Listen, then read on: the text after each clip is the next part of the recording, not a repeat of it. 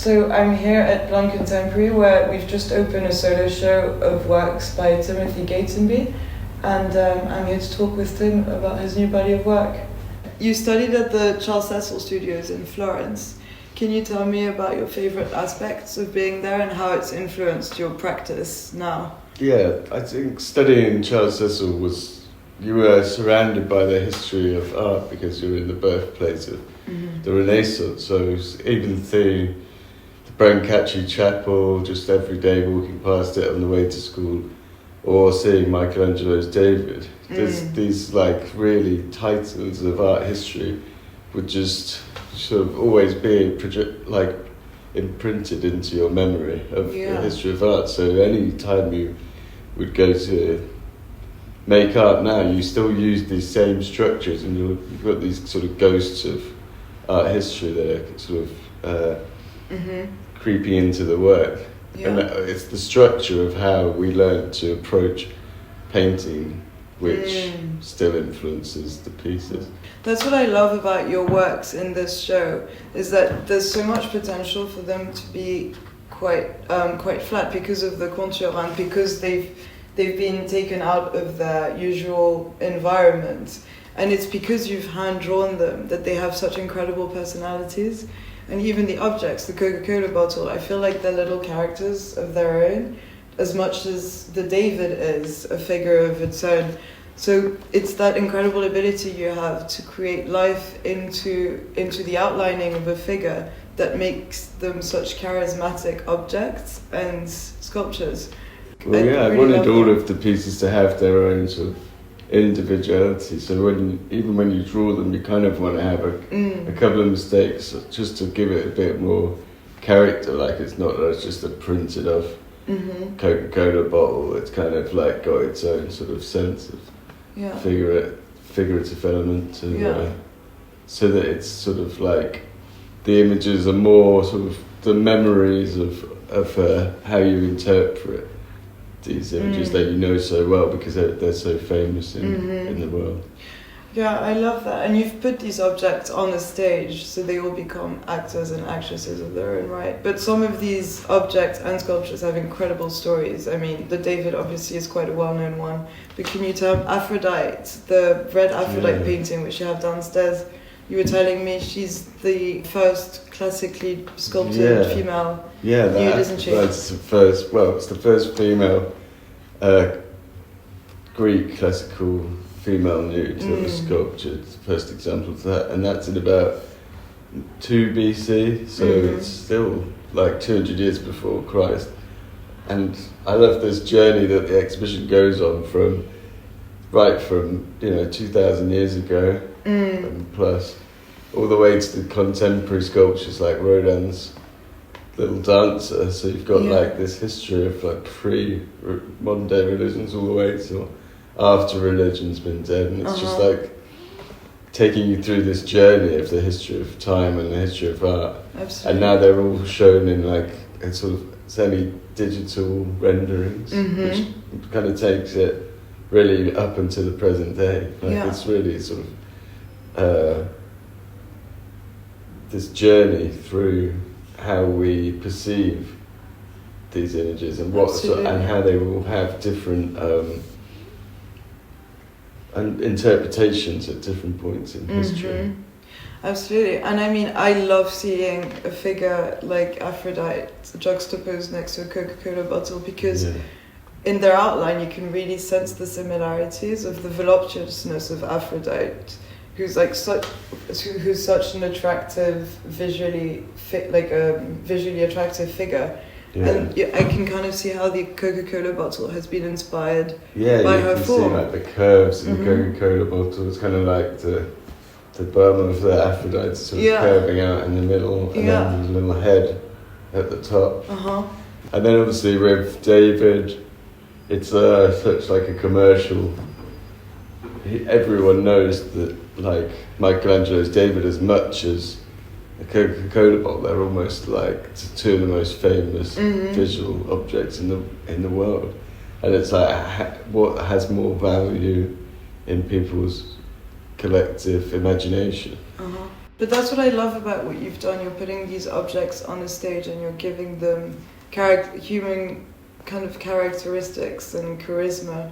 And I find that, I mean, I know that you studied filmmaking, and I find that there's an incredible influence, kind of like, I can sense a Werner Herzog kind of dreamlike quality, as well as something quite reminiscent of The Outsider by Albert Camus, which is that individuality that's described by a single individual. And I feel like you've very much done that with the objects which you're describing. You know, they're very dreamlike, and I feel like they have extremely strong kind of alienated personas of their own. Yeah. Can you tell me about your filmmaking studies and how they've influenced your work? Well, I think especially in this exhibition you can see like how it's sort of structured a bit like watching a film. When you go around, there's like a narrative. You get like, for example, the household objects, that's where they're kind of dancing, like the toiletry objects. So you have like a Chanel bowl dancing next to the toothpaste that's sort of squirting down onto the toothbrush, and then that going into a sculpture next to it. You get this idea in film of like where you have two images next to each other that create like a meaning in the next one. When you splice them together, it creates like a new meaning from experiencing those two images in conjunction with each other. That's so interesting. Yeah, that's incredibly interesting. And I mean, I guess like such a thought process can only be achieved with conceptual work, which is what you're doing. You know, you're separating the elements and deconstructing them, which like makes the viewer question what they're looking at, because usually there's a storyline or there is a narrative or something, so it's kind of explained to you. But here, by detaching the figure but making them such incredible characters, like what it makes you pause and kind of think about their individual story. I mean, you were telling me about the Leerkoen story as well. Yeah, well, I think that's why I like using images that people are really familiar with. Of course, yeah. Because then you can play around with like how people are sort of viewing it. So that's like one reason why lots of my work I really like using the most accessible images and familiar images. Yeah, there's an incredible sense of comfort as well with images that you know and that are part of pop culture and that are part of your childhood. I mean, you're very well known for describing characters from Disney movies and kind of like childhood comics and TV series, but you reappropriate them and you collage them actually into an adult world. And I love that because you're dragged into the painting by the way of recognition of something that you know and that you have a warm association with. But then like once you read it, you're like, wait a second, what's happening here? There's something quite mature and adult-like and like sometimes a little bit dark happening. So there's that funny dichotomy of like the beautiful, and also the fact that they're beautifully painted because you have an incredible level of skill. It's like all these levels of attraction, but then you look at it and you're like, oh, there's something quite dark and conceptual about this. And that's what I love about your work. Well, yeah, I've always liked lo-fi, trying to make things quite lo-fi. So like in the Printemps Eternal, it kind of almost looks a bit like an MS-DOS rendering, but it will give it like a vibrancy because of the way I painted it quite fast, so that it's like the information's fairly minimal, which will give you a sort of mean that sort of your imagination by the viewers hopefully being projected onto how you experience the painting. Because it's so broad, it's almost like you're drawing on the memory of what you're looking at. I almost want to get away with as little detail as possible, so that you're kind of just you're lost in the sort of memory of the place. And that's what I love about this new body of work that you've made, because you're really, really going to the essence of the character and the object that you're describing. And because of this incredible skill that you have, you're able to really kind of dissect and deconstruct, go back to the real essence of what makes the object without ever kind of over accentuating it, but like whilst at the same time touching with our common subconscious of like what makes the essence of this object. I'm just going to use these elements and repaint it, put it on a stage, and then it just stands by itself. And I find that that's an incredible skill to have, you know? Just yeah, exactly. Some of them I kind of want them to look quite sort of flat or stuck on it, but not necessarily in the space of the painting. It's kind of like they're sort of floating across the space of the painting. Yeah, I love that.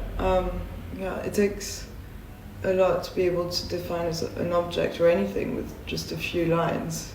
Yeah, I don't necessarily want them to look, too much. It's like a reinterpretation of these items. Yeah, and I mean, thinking about that as well, there's a great sense of vulnerability. Like Degas' Little Dancer, you've remade her and kind of projected her on such a bigger scale than what she is, and even though she's so big in your painting, she's still so vulnerable, you know. And you're looking at her, and it's like she's coming out of a dream. Yeah, there's a dreamlike element, I guess, because she's kind of in this big blue space, so it's kind of like, she's in this sort of dreamscape. But then, like you said, she's almost the same height as she's about 5 foot 5 or something within the painting. So she's bigger than she would be in life, like the actual sculpture. Yeah, she's so small. I like that idea that the David's smaller than he should be, and like she's bigger, and it's kind of, and you get like the Mr. Muscle Bowl that's almost 6 foot, and it's playing with these ideas about the scale. So the whole exhibition almost has like a dreamlike quality. In that everything's the wrong sizes.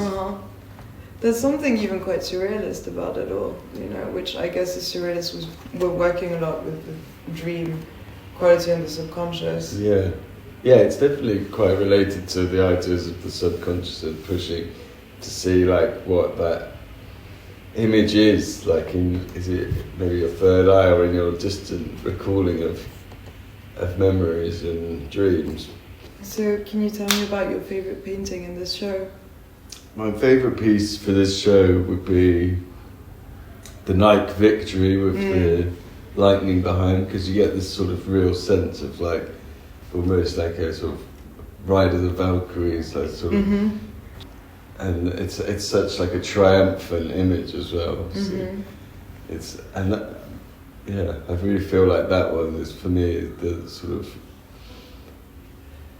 my favourite one. But I also love the big Mr. Muscle still life where you get like these bottles that are larger than me, in reality they're about this big, so you're really like turning these household everyday objects and projecting them like into such a highbrow way of interpreting them.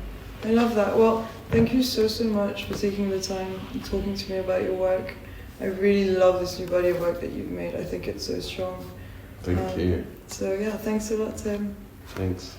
Okay, I think that's good, right?